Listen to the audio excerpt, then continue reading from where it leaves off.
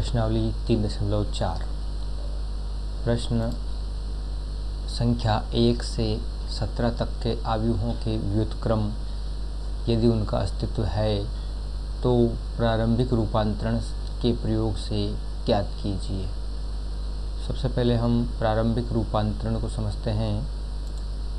प्रारंभिक रूपांतरण क्या है ये आपके सारांश में लिखा हुआ है पुस्तक में।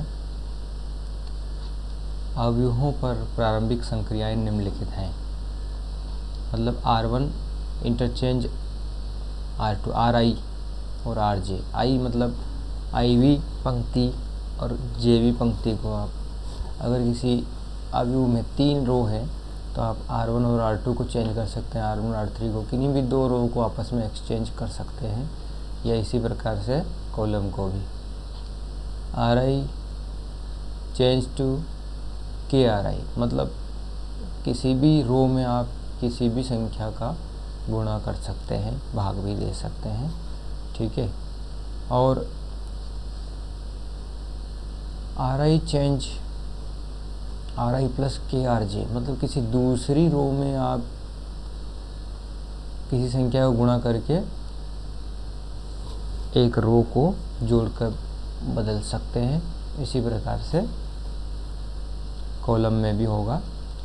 तो इनको हम उदाहरण से समझते हैं। यहाँ पर 17 प्रश्न हैं टोटल एक्सरसाइज में, एक 18वां है ऑब्जेक्टिव। 17 ही प्रश्नों में व्युत्क्रम ज्ञात करना है यदि उसका अस्तित्व है।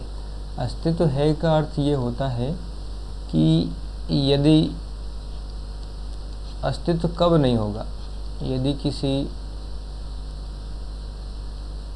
अवयव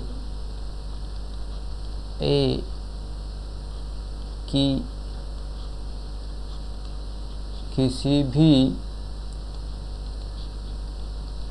पंक्ति या स्तंभ यानी कॉलम के सभी अवयव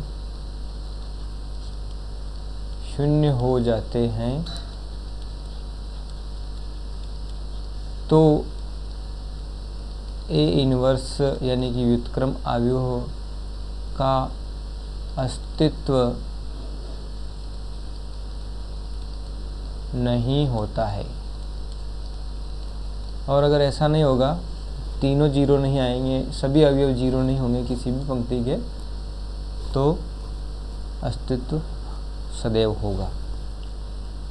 आइए किसी 2 सवाल को कर लेते हैं, बाकी सभी सवाल आप अपने विवेक से कीजिएगा। अभ्यास करने से ही हमें सीखने को मिलता है। लेते हैं प्रश्न नंबर 6। करना क्या है, व्युत्क्रम अवयव ज्ञात करना है। तो व्युत्क्रम अवयव ज्ञात करने के लिए, क्योंकि हम ये जानते हैं कि A बराबर AI होता है, यानी कि किसी भी अवयव का तत्समक अवयव में गुणा करते हैं तो वही अवयव मिलता है, ठीक है। इसको अपन यूँ लिख देते हैं, IA लिख देते हैं, IA, ठीक है। अब इसमें मैं एक तरफ A का मान भर देता हूँ, 2 5 1 3, और एक तरफ आइडेंटिटी मैट्रिक्स की वैल्यू भर देता हूँ मैं 1 0 0 1। जितना ऑर्डर अपना दिया हुआ मैट्रिक्स है उतने ही ऑर्डर का हम भर देते हैं, बाकी A को हम रहने देते हैं, ठीक है। ऐसा करने पर अब हमारा उद्देश्य क्या है, ये जो अवयव है बराबर से पहले A, इसको आइडेंटिटी मैट्रिक्स में कन्वर्ट कीजिए। संक्रियाएं लगा सकते हैं अपन, R1 चेंज कर सकते हैं, R2 चेंज कर सकते हैं, जो भी चेंजेस अपनों ने सीखे हैं वो संक्रियाएं लगा करके हमको इसको आइडेंटिटी मैट्रिक्स में कन्वर्ट करना है। जो संक्रिया लेफ्ट साइड में लगेगी वही राइट साइड में भी लगेगी।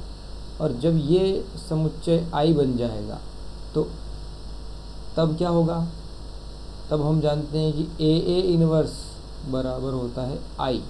इट मीन्स ये A है, तो ये बन जाएगा हमारा ए इन्वर्स, और ये इसको हम क्या कर रहे हैं, आई में बदल रहे हैं, इसको आई में बदल रहे हैं, ये ए पहले से ही मौजूद है तो ये क्या होगा, ए इन्वर्स होगा इस जगह, इसलिए ये हमारा स्वतः ही ए इन्वर्स यहाँ पर मिल जाएगा।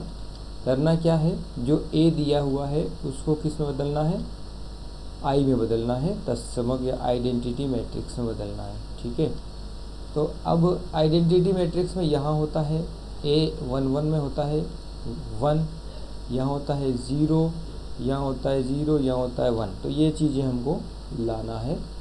इसके लिए हम क्या चेंज लगाते हैं, हम चेंज लगाते हैं R1 में से, R1 में चेंज R1 माइनस R2 करते हैं, यानी कि पहली रो में से दूसरी रो को घटाना है, तो 2 में से 1 घटाएंगे तो 1 बचेगा, और 5 में से 3 घटाएंगे तो 2 बचेगा। इसमें कोई बदलाव नहीं किया है R2 में, इसलिए R2 ही रहेगा। इधर भी हमको घटाना है, तो R1 में चेंज R2 यानी 1 माइनस 0 1, और 0 माइनस 1 माइनस 1 हो जाएगा। R2 में कोई बदलाव नहीं है, इसलिए ये ऐसा ही रहेगा। अब हमने यहाँ तो 1 ले आया पर यहाँ, लेकिन यहाँ पर क्या आना चाहिए, 0 आना चाहिए, तो हम क्या करते हैं, R2 में चेंज लगाते हैं। R2 में चेंज लगाएं कि R2 माइनस R1 कर देते हैं, तब क्या होगा, R1 में तो कोई चेंज नहीं है, इसलिए R1 ऐसा ही रहेगा। और R2 में चेंज, इस R2 में से R1 को घटाना है, यानी 1 में से 1 को घटाना है तो 0, 3 में से 2 घटेगा तो 1। इस तरफ R1 में कोई चेंज नहीं है, इसलिए R1 ऐसा ही। R2 0 minus 1 is minus 1, 1 minus minus 1 यानी कि हो जाएगा 2 एंड A।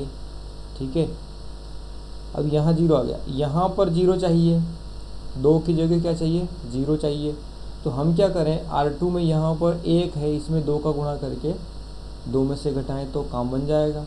तो R1 में चेंज R1 माइनस 2R2, यानी कि R2 में 2 का गुणा करने के बाद हम क्या करेंगे, R1 में से घटाएंगे, तो 1 में से 0 में 2 का गुणा करके घटाना है, यानी कि 1 में से 0 घटेगा तो 1, और 2 में से क्या घटेगा, 2 का गुणा करना है 1 में और फिर घटाना है, 2 1 कम 2 घटेगा 2 में से, तो यहाँ पर लिखेगा 0 0 1, एंड इस तरफ भी क्या करना है, R1 में से 2 R2 घटाना है, यानी कि यहाँ हो जाएगा 3, क्यों, क्योंकि यहाँ पर है 1, इसमें क्या जुड़ेगा, इसका 2 गुना, तो माइनस 2 जो घटेगा इसमें से, तो माइनस 2 घटेगा यानी कि प्लस 2 हो जाएगा, प्लस 2 और 1 3 हो गया। ठीक है, और यहाँ पर क्या होगा, R1 में चेंज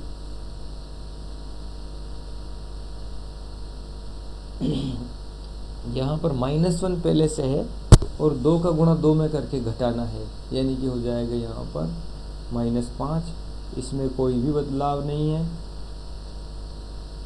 क्योंकि I बराबर A इन्वर्स A, इसलिए A इन्वर्स बराबर होता है, हो गया हमारा 3 - 5 - 1 2, ये हमारा उत्तर हो गया।